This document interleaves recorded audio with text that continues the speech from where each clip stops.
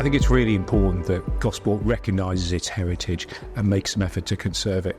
Gosport has a fantastic maritime heritage. When you look back through history, it provided almost all of the support and resources for the Royal Navy, be that ammunition, be it fuel, be it food, be it training and stores. Pretty much everything for the Royal Navy came from Gosport. As the Navy shrunk in size, of course, the importance of Gosport supporting the Navy shrank, and that left so many fantastic buildings, really excellent buildings in Gosport, which are part of the town's heritage. And I think it's really important that they are not just looked after, but are brought back to life as part of reinvigorating the life of Gosport. The HAS initiative in Gosport has been a great opportunity for Gosport to evaluate their assets. Proof of this can be seen at Bastion number 1, where the restoration of the section of the remaining Gosport ramparts still exist. There's so much heritage here. It's given the opportunity to highlight the important heritage.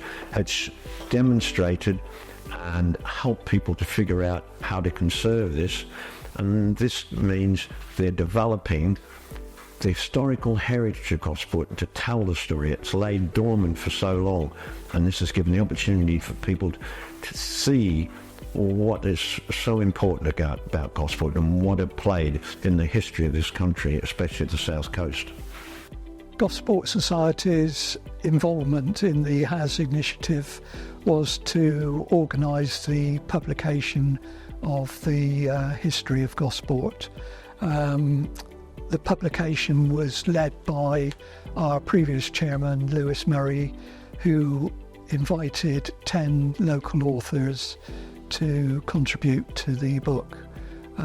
This includes the history of Bury House, Heritage Open Days, the Diving Museum, the Hovercraft Museum, and the redevelopments at Priddy's Hard, not forgetting Martin Snaith, our local historical landscape artist. The former police barracks for the old gunboat sheds, which were utterly derelict. They're part of the Ministry of Defence establishment here in Gosport, and they hadn't been used since the 1960s. And thanks to some really generous support, we've done a fantastic project to turn that derelict building into a state-of-the-art training centre for servicemen and women.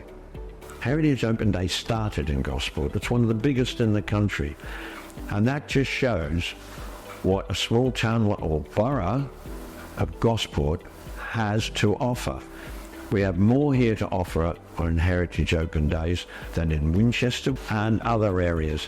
And other areas in the country can't be bothered because they can't think of what to offer. Here we've got limitless. And so that shows that there's a lot for a visitor.